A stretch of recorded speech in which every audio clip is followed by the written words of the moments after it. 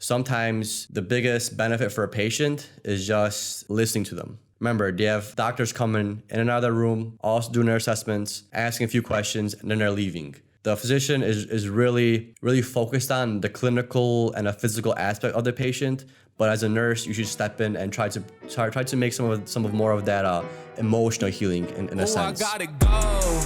I've been working, told them please don't hit my phone. I'm in my zone, bruh, just leave me alone. Was on the road, but I swear I'm coming home. Now the drinks on me, I think we need a toast. See, I did it for me. Now my old friends calling, told them nothing's for free. Told me time is money, dog, swear I paid all my fees. I was starving for this game, now my family can eat. Hey everyone, welcome to the Couple Nurses Show, here with your hosts Peter and Matt, two nurses on a mission to change this world, one conversation at a time. If you find value in this show and want to join us on this mission, please share and review the show. It would mean absolutely everything to us. CoupleNurses.com for info, updates, and our latest merch releases. For our lifestyle podcast, you can check out wearefrontlinewarriors.com. In this episode, we would like to discuss 10 tips every nurse should know. Being a nurse is by no means an easy profession, but these tips can help you make it a bit easier to overcome any obstacle that a nurse will face in healthcare. I wish I had an episode like this when I started nursing school, or just being a new grad, things I should be looking out for, things I should prioritize as a new beginning nurse to focus on. So we're going to dive into some great skills, great tips, and anybody that's even experienced nurse is going to get a good tick of information from this. And these are the 10 tips every nurse should know. Number 1, as a nurse, you should know to eliminate negative self-talk and remain calm. You shouldn't try to judge yourself. You shouldn't think too negatively or too harshly of yourself, because let's face it, we're prone to making mistakes. Things happen, and there's so much different results that a situation can bring up. So why waste your time and think about the negative ones? Why put yourself down? Anything could happen in reality, right? So why not focus on the positives? Why not just give yourself positive talk instead of being so negative about yourself? Exactly. No one likes a complainer. Even if you're a float nurse, a travel nurse, you might be floating to a lot of different units. And for the past couple of contracts, we felt bummed down right away when we had to float. But let's change that into a positive. What do I get to learn today? Take it as a good experience, because if you already bring your negativity into the next unit, they're going to feel that quote unquote vibe, and they're already going to be discouraged to talk to you, help you out. So no matter the situation, just remain calm, eliminate bad dialogue, and just have a good shift. That's the best thing you can do, because you're already there for 12 hours. Mm-hmm. Number 2, as a nurse, you should know how to prioritize. And prioritization goes hand in hand with delegation. Delegation is probably the hardest one out of these two, just because as a nursing student, you don't really delegate anything. And even as a nurse, you're in a role that requires delegation. You have CNAs, you have respiratory therapists, you have people that work with you, and you could say, in a sense, underneath you, right? So there's certain things that you could do that no one else could do, and there's certain things that somebody's going to do better than you. So learning how to delegate is definitely going to free up a lot of your time, and it's going to help you prioritize what are the most important things you should be doing as a nurse. Not necessarily as like a CNA or as a RT, even though you're responsible for all of those in a sense. You gotta do your priorities. If you don't have time to clean up a patient, you should be delegating that and be more focused on maybe passing medication or titrating drips. Even as a nurse, you're delegating. You might be wondering, how do I prioritize this delegation, or how do I prioritize my shift? So this is where a handy report sheet could come handy. Usually when I'm writing my things in the ICU, wherever I go, I have maybe a checklist on the side. I flip the paper on and write some important facts, maybe times when I have to draw labs, things that you shouldn't miss. Same thing, I know nurses that like to use the Post-it notes, and you could put on your WOW, or you could put it on the report sheet that you have, or you could color coordinate your notes. Maybe if it's something red, it has to be done within an hour, whatever it is. Every nurse has their way of doing things. I know, like, even in nursing school, I was never a fan of color coding or highlighting all that fancy stuff. I just loved some simple notes, and I still scribble to this day, but it gets me through this shift, and that's all that matters. Tip number 3, as a nurse, you should know how to ask questions and ask for help. Don't be that nurse that thinks that they know it all, because that could be a huge safety risk. Even as a traveler, we're always floating to different units. We're always asking questions, no matter how experienced we are as a nurse. Never think that you're good enough not to ask questions. And that may be simple, even asking for a refresher on a specific procedure or a specific case that you're going to get, or even an order protocol. Don't be afraid to ask. Like, once you get better at asking and getting past that milestone of just being humble, not carrying your ego around as a nurse, it's going to make a better shift because you're not playing that comparison game like, I should have known what the potassium level is or what the protocol is for potassium or mag. Ask a question. And then this revolves around not just asking your coworkers, I'd say you're a nurse on the unit. This could be asking questions for a doctor. This could be asking questions to your patient. You can ask the patient, hey, how are you feeling? I gave you metoprolol an hour ago. Are you feeling lightheaded? How are you feeling? And always feel free to ask a physician a question too. For example, maybe you have a patient that came in for sepsis, and you might be on a newer end, and you might be thinking, hey, why is this patient's lactic elevated? So feel free to ask the physician, hey, Dr. Thompson, I'm curious why this patient's lactate is elevated. And he's going to go into an explanation. Hey, patient is septic. He's going to go into mechanism of action on how the disease progresses and how these issues arise that causes patients to have an elevated lactic. So asking questions, you only do it for your own good. You do it so you can learn. So don't ever be afraid to ask questions. I love that. And also, if you're a day shift nurse, I want to understand the knowledge, the physiology, the mechanism of action, whatever the procedure is, the drug. It's the best time to ask physicians when they're rounding, and you could develop a more critical thinking capacity for the actual nursing that you're giving and the care that you're delivering. Simple as, I loved when we were working day shift and an ICU doctor comes in, he gives you the plan of care. You don't have to read a plan of care. No. He tells you exactly why he's doing things, why we're checking blood gases, what we should be looking out for. And you just feel more immersed into the patient care as a nurse. So yeah, ask questions, because just like Pete said, it's only going to benefit you at the end of the day. You're a lifelong learner, just like you are a student of life. You're forever a lifelong learner in the healthcare system. Things are always changing, evolving as far as protocols, procedures, medication, etc. Yep. Number 4, as a nurse, you should learn to prioritize yourself. Try to separate work from your personal life. That means try to keep your emotions that maybe overcome you at work, keep them at work. Try not to drag that too much to the outside world, because we work in a hospital. So there's a lot of emotions in the hospital. You're working with sick people. And a lot of times these sick people, they're sad, they're frustrated, they're angry, and you could feel this off of people. And if you have trouble leaving that at work, you're always going to, you could say, feel sad or not good enough at home. You might pass that on to your partner.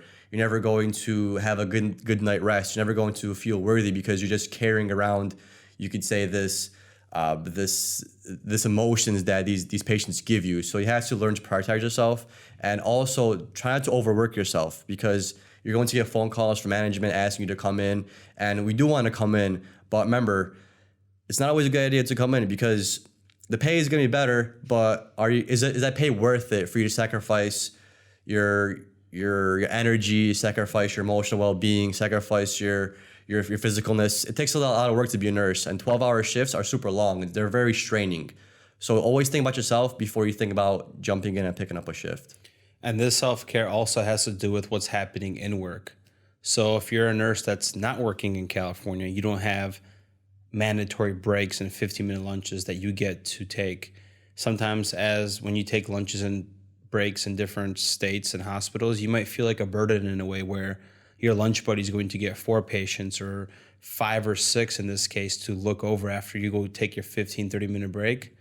But don't feel guilty about that, because you're going to feel so much more clear when you get off your 15-minute break, or even a power nap, or grabbing a snack and recharging with a healthy lunch and snack. So prioritize that 15-30 minutes you get as a nurse, because sometimes in most cases, it's only going to be a one-time break.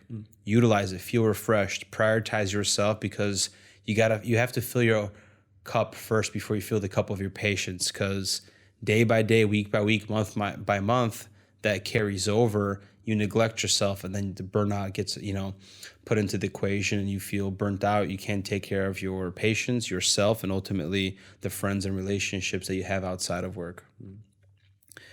Number 5, as a nurse, you should know how to establish a routine. Whenever you get to your shift, you're going to figure out what works for you. Are you a nurse that likes to come 15 minutes earlier and read about their patients? Do you like getting all the supplies that you need? Do you like coming into work and looking up your patients and preparing for the shift? Figure out what is a routine that you like. Do you like taking a report, then going check your assessment and your patient right away before you go sit down and read over notes and medications and everything else in the MARS? So figure out a system that works for you. I know when I first started, I used to like come in early as a new grad and look up patients because I had 6 in med surg and do all this fun stuff. And then when I got better and better, I understood the disease process. I'm like, well, I'm not getting paid for those 15 minutes sometimes. I understand things. I'm just going to show up to work and do things, or sometimes I like doing, before I even get a report, I like writing the name down, the allergies, maybe the diet when they came in, and then admitting diagnosis, because then I'm trying to scribble chicken scratch, figuring out if she's 76 or 87 male, female. This case, I have that main frame done with the patients. I could focus on assessment and the history and why the patient's there. As wild as a unit could be, or as wild as a shift could be, there is still a degree of predictability when you get into work. You know all the things that you have to do from a nursing standpoint. You have to check labs, you have to assess your patient, you have to pass meds. So those are like your predictable factors that you experience on the unit as a nurse. Try to organize those in the best way that's gonna help you flow the best. Like you mentioned, you had in the beginning, you looked up your patients, came early, doing all that stuff. And it's okay to change it up in the future, because as you become a more experienced nurse, more seasoned, you might be able to get away with maybe multitasking and doing multiple things at the same time, like passing meds, maybe assessing those kind of things. But like I said, there's always a degree of predictability.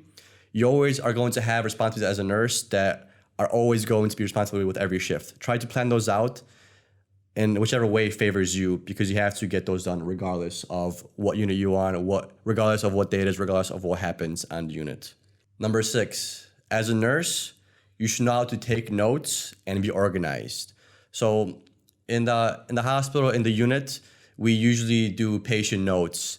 And besides patient notes, a lot of times nurses in general take notes on a report sheet. They take notes on what happened throughout the day. They take notes on what they plan to do, and in what ways they plan to do things. They write down the lab values. For example, lab will call, tell you a lab. Sometimes we take notes on that, just write down, just to remind ourselves about what's going on.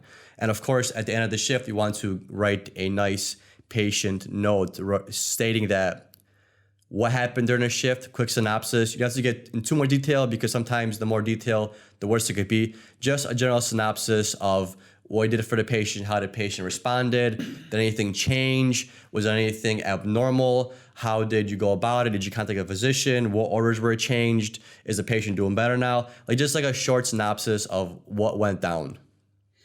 And add on to this, it's good to take notes and be organized, because it might be the beginning of your shift. You got a quick report, and then you have demands from your coworkers. Maybe you're getting a patient transferred out, getting an ER, on top of patient requests. This patient needs water, something happened, clean up in aisle 1 type of vibe, and you might get lost. Or you got a patient from PACU that just had a belly surgery. You want to figure out, left, right drain, how many stitches, sutures, those little details. Hey, I'll be right back. While your coworkers, or hopefully the transporters, getting the patient set up, you're going to bring your notebook or whatever it is that you write on, and you could just quickly get a bedside report, take the most important notes. You become better with this, where you don't need to write down everything, and the rest you're going to take a look at the MAR. For example, this is just strictly about the PACU and the OR. When you get patients from the surgery, they like to always name out what they pushed, how much as far as doses and PACU recovery. I don't usually care for that, because the patient's stable. I know what I have to know are perfect. Blood loss, I could also probably get in the surgical note afterwards. So just write down the most important facts to stay organized if something were to happen. If a doctor is going to call and ask about a specific lab value, they're already talking about K being 5.5, they're going to do something, you'll be a lot more quicker to pull these details up. And it just makes you a more efficient nurse. I was going to say noise, but then also you're less overwhelmed because you already know your shit. You're not going to be scrambling and frustrating and having, like, tip number one, having the negative self-talk, because you're staying organized and you're delivering the best care that you can possibly do.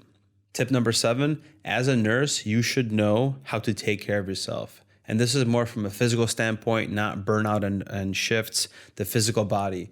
Hydration is the number one thing. We could get headaches from it. How do you stay hydrated as a nurse? Can you get a bigger flask? Can you document your water? Can you drink some more water at the beginning of your shift when you take breaks? Be mindful maybe where you put your beaker.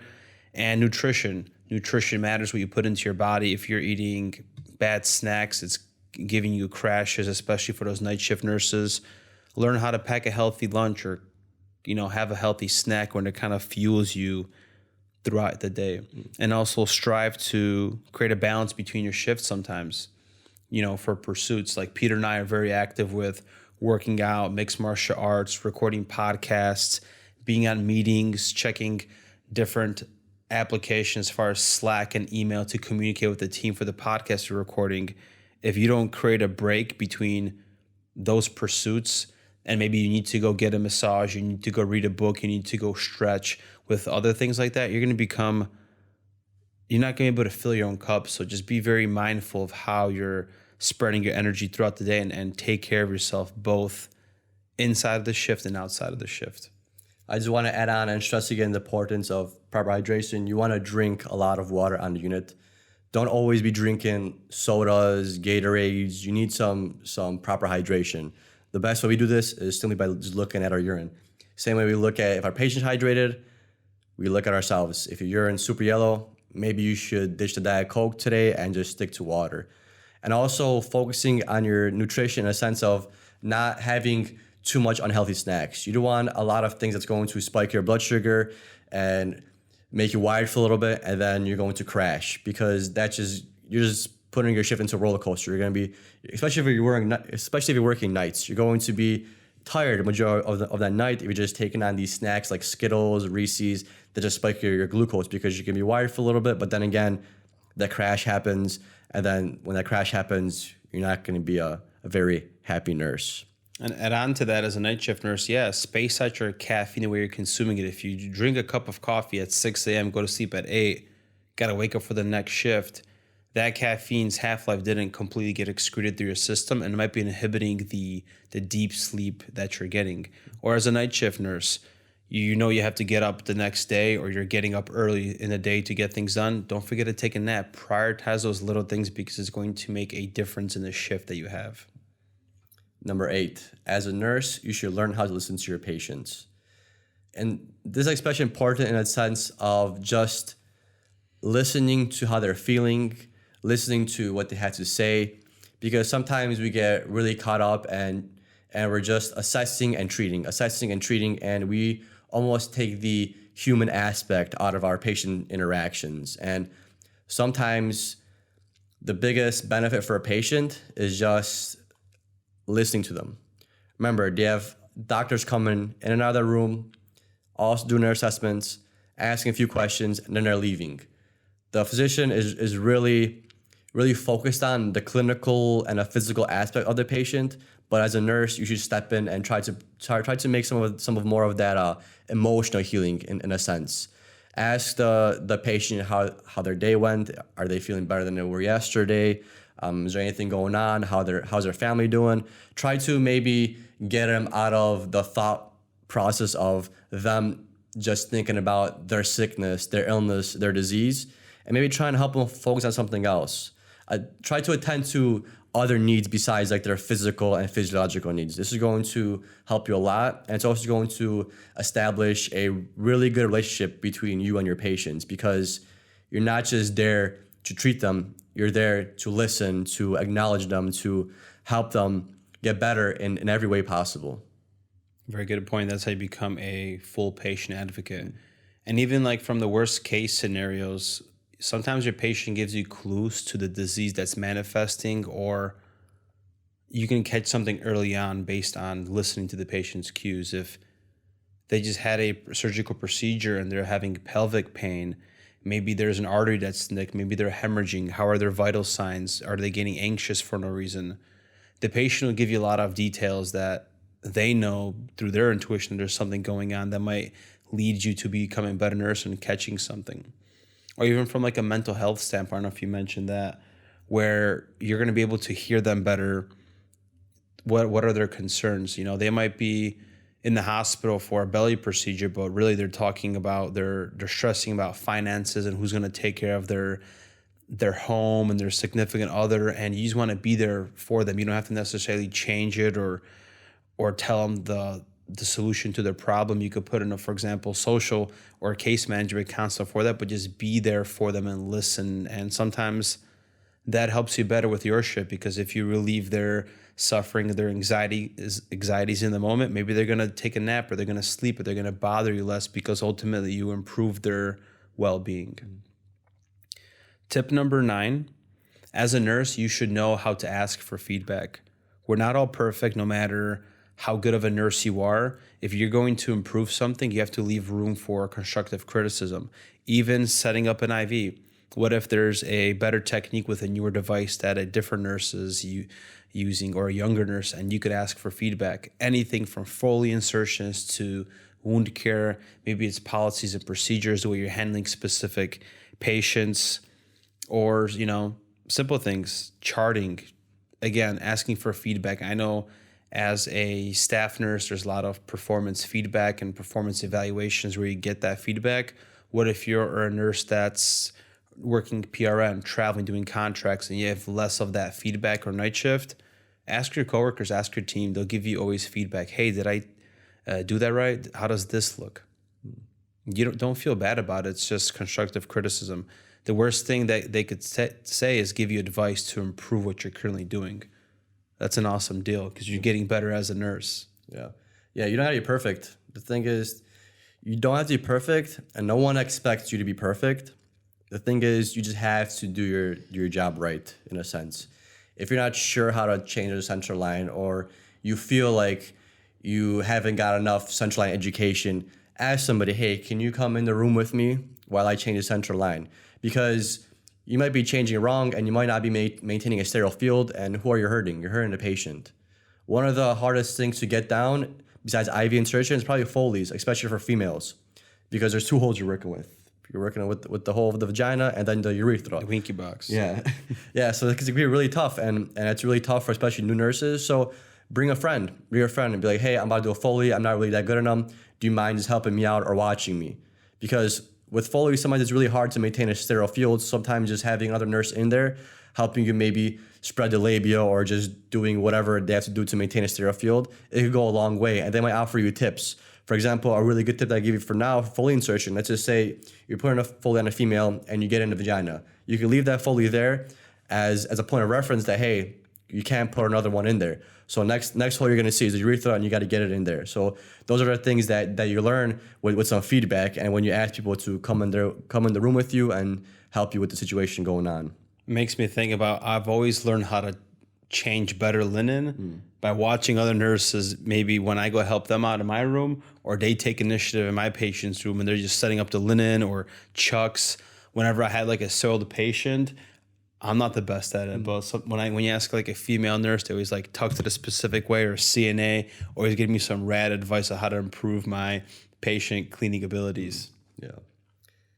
Tip number 10, as a nurse, you should become efficient in charting. Every facility is going to have their own charting specifics, different charting systems, but you should always get down the basics in the beginning of your shift if you can. Your assessment, your vitals, your I's and O's, just so you have something to go off of as a shift continues. Of course, some places want you to do assessments every 4 hours. Some of them want you to do once a shift, twice a shift. That's going to be up to your company policy. But same way you have like a flow for your routine, you should have a flow for your charting. Set up the charting tabs in a way where it's most efficient for you.